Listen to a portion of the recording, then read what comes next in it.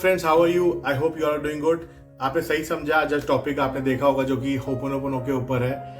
आज होपोनोपोनो से मुझे कई सारे लोग के क्वेश्चंस आते हैं, वो पूछ रहे हैं कि क्या होपोनोपोनो सही में काम करता है कई सारे एरियाज के ऑफ लाइफ में, जैसे हम बताते हैं हेल्थ में, रिलेशनशिप, करियर और मनी में। तो answer is yes, it definitely works.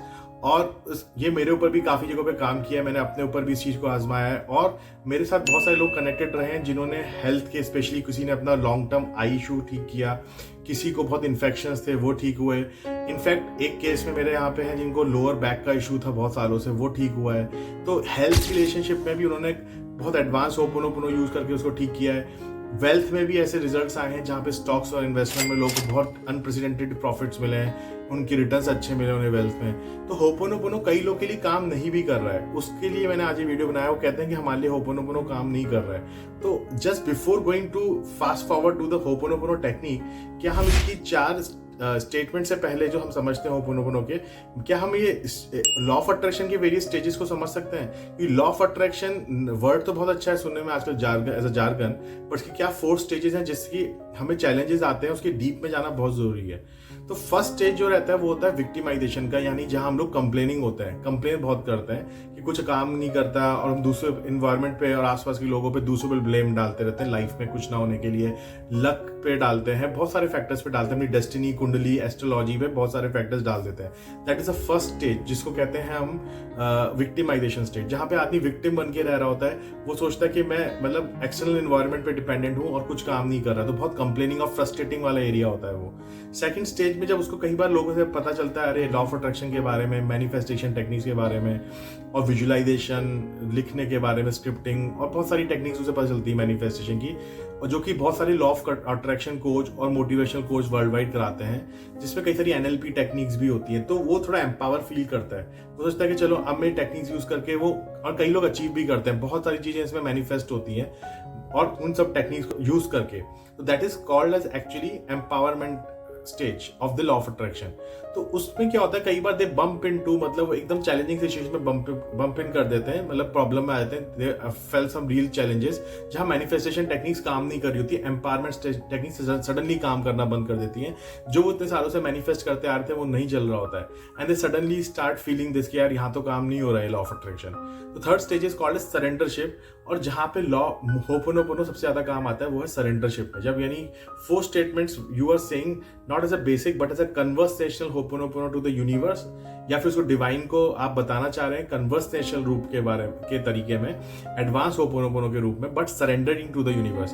Third stage is surrendering to the universe, जहां आपको लगता है डिवाइन के ऊपर छोड़ देता हूं, बट एटलीस्ट अपनी क्लीनिंग शुरू कर देते हैं आप सबकॉन्शियस की। बिकॉज होपोनोपोनो का मेन एरिया यही है कि दैट क्लींस योर सबकॉन्शियस गार्बेज, जो आपके माइंड में इस जन्म से एंड पिछले जन्म से है, या फिर कई एंसेस्टर से आपको आया है मेमोरीज के रूप में, और वो आपके साथ चल रहा है। तो you are not able to come out of that memories. वो आपकी बॉडी में है, आपके माइंड में, आपके सोल में, वो मेमोरीज के अंदर बहुत एंग्रोस्ड है। वो सब मेमोरीज इस तरह से बनी हुई है कि आपको निकलने में मुश्किल हो रही है। तो जब आप होपोनोपोनो करते हो तो इसका पर्पस एक होता है क्लीन क्लीन क्लीन। तो आपके सबकॉन्शियस को क्लीन करना शुरू कर देती है और आपके सबकॉन्शियस में क्लीनिंग शुरू हो जाती है विद दीज 4 स्टेटमेंट्स। अब ये बेसिक स्टेटमेंट्स हैं, लेकिन हम इनको हेल्थ में या करियर में या वेल्थ में या रिलेशनशिप में कन्वर्सेशनल यानी एडवांस होपोनोपोनो के रूप में यूज कर सकते हैं। तो जब हम इनको यूज करते हैं एक पर्टिकुलर एरिया को टारगेट करके बहुत डीपली क्लीनिंग करते हैं with some divine music add on to this, तो आप ये देखेंगे कि आपके वो पर्टिकुलर एरिया में बहुत जल्दी आपको चेंजेस मिलने लगेंगे। Although it's not 2 minute Maggi noodle, but फिर भी आपको बहुत अच्छी तरह रिजल्ट्स मिलने लग जाएंगे। तो ये surrendering to the universe, surrender करना है, सरेंडरिंग की स्टेज होती है, एम्पावरमेंट से थोड़ा एक स्टेज ऊपर। और लास्ट स्टेज जो होती है अवेकनिंग या एनलाइटनमेंट की, जिसका मतलब है कि to bring your subconscious to the 0 level, जो कि बहुत वर्ल्ड में 1 या 2% लोगों के पास ही एनलाइटनमेंट है या अवेकनिंग होती है, जिसे आप कहते हैं महात्मा, संत या सिद्ध पुरुष, क्योंकि वो those people are actually into that enlightenment state, है ना। तो अब ये जो थर्ड स्टेज है सरेंडरिंग की, यहाँ होपोनोपोनो आता है और ये आपको अवेकनिंग या एनलाइटनमेंट तक ले जाता है, क्योंकि ये एक रेगुलर प्रैक्टिस है। ये नहीं कि 4 दिन किया फिर छोड़ दिया, बट अब ये क्लीनिंग का कंटिन्यूस प्रोसेस है। तो you have to clean clean and clean your subconscious on continuous basis. आपको अपने सबकॉन्शियस अवचेतन माइंड को क्लीन करना है, you start getting results on that. ये तो होपोनोपोनो के बारे में मैंने आज आपको थोड़ा सा क्लैरिटी दी है कि कब काम करना शुरू करेगा। इसके बाद जस्ट नेक्स्ट जो मेरा वीडियो आ रहा है उसमें मैं प्रॉपर होपोनोपोनो के एडवांस कन्वर्सेशनल होपोनोपोनो के statements her area of life के आपको देने वाला हूँ, that is health, relationship, career और मनी। बट ये आज आपको ये वीडियो में थोड़ा बेसिक्स देना, अंदाजा आइडिया देना जरूरी है, बिकॉज होपोनोपोनो सिर्फ 4 स्टेटमेंट्स नहीं है कि आप बोल के निकल गए, उनको फील करना है टू दैट लेवल कि व्हेन यूर आप सही में यूनिवर्स को डिवाइन के साथ सरेंडर हो रहे हैं, अपने अंदर की डिवाइन के अंदर सरेंडर हो रहे हैं और बाहर जो आप मतलब एक हाईएस्ट लेवल ऑफ कॉन्शियसनेस पे जा रहे हैं, चेतना के हाईएस्ट लेवल पे जब आप जाते हैं तो चीजें ऑटोमेटिकली आपके फेवर में आने लगती हैं। वो आती हैं जो आपके लिए सही होंगी, ना कि वो जो आप चाहते हैं।